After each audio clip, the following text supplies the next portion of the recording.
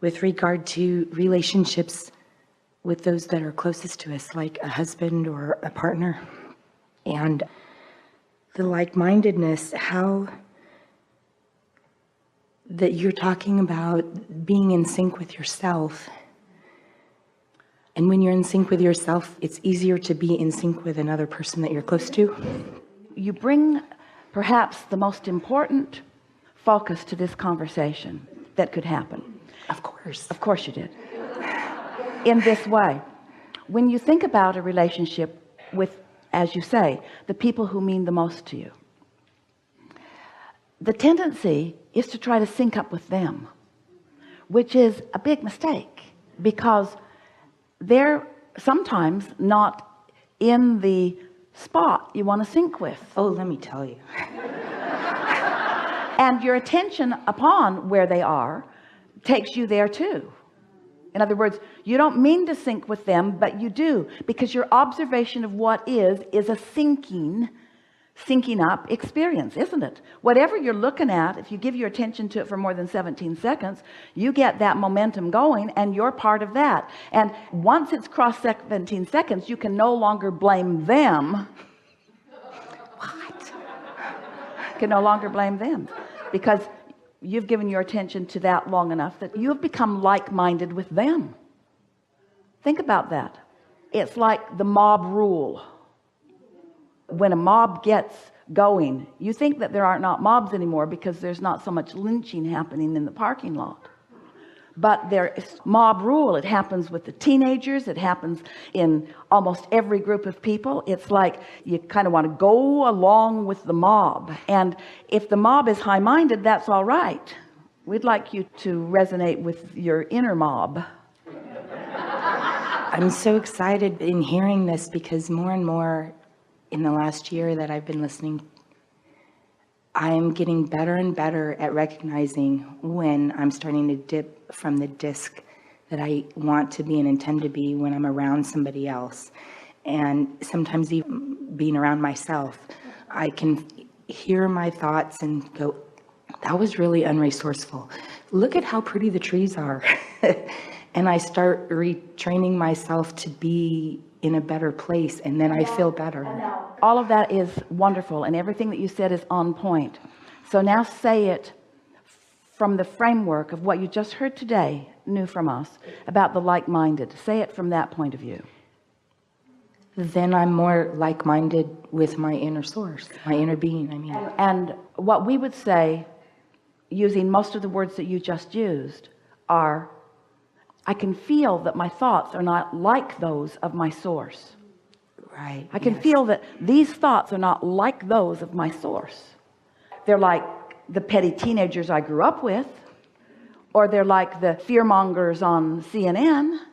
They are not like the source within me. And how do I know? Because they feel like this instead of like this.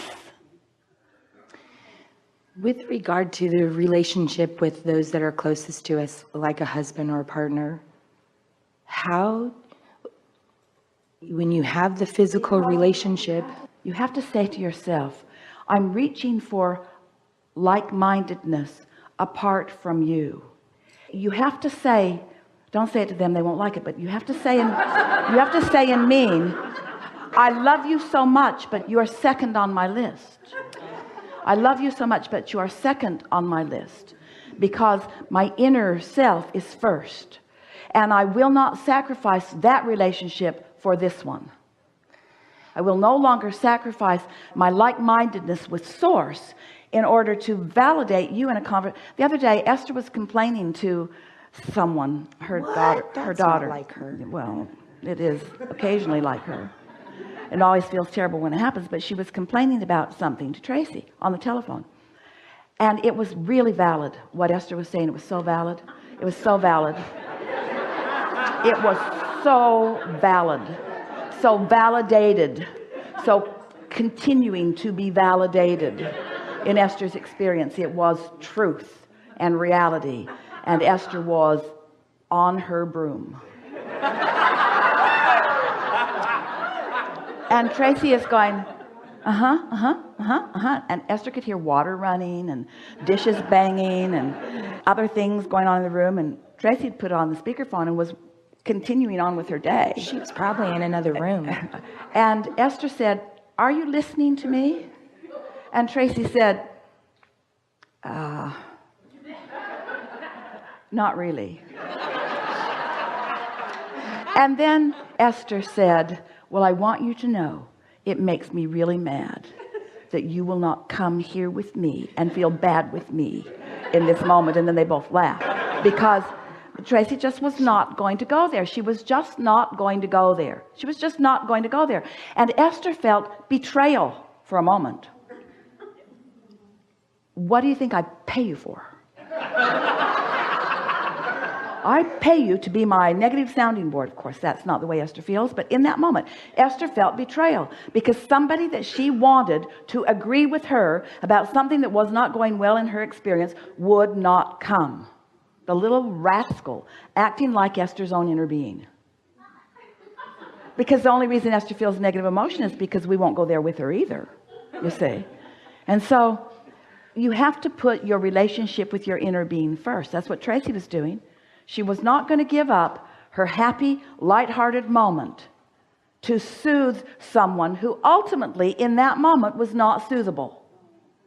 In other words, why go there? Why go there? It's unresourceful. It's unresourceful. That's all really good, but that's not exactly where my question was going. It was going more towards sex. Much more resourceful. I think so. Yeah. We seem to be more in sync when we're able to have regular.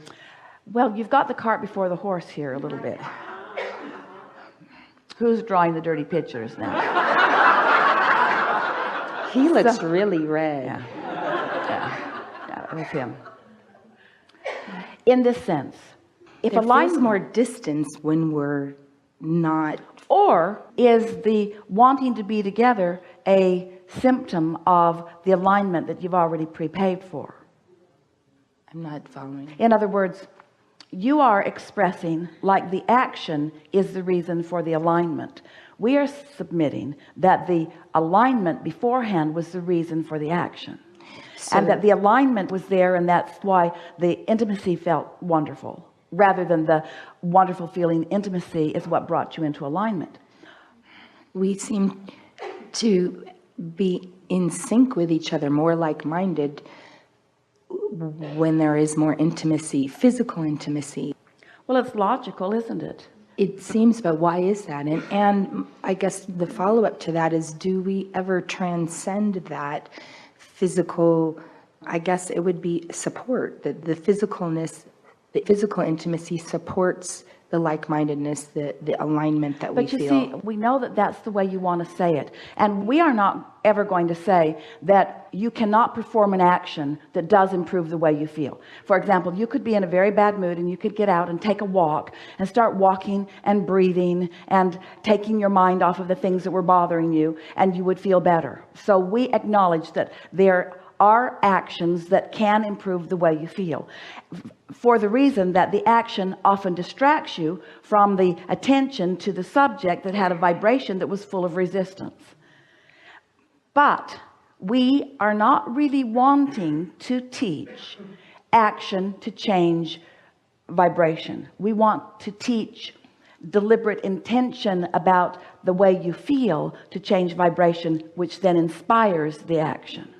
So the action reinforces the original alignment that makes the it alignment stronger. was already present. The alignment was already present. How many of you have the experience of a manifestation? And as the manifestation is unfolding, you recognize the vibrational work that you had done in advance. That's what pre-paving is, that sets you up for this now manifestation.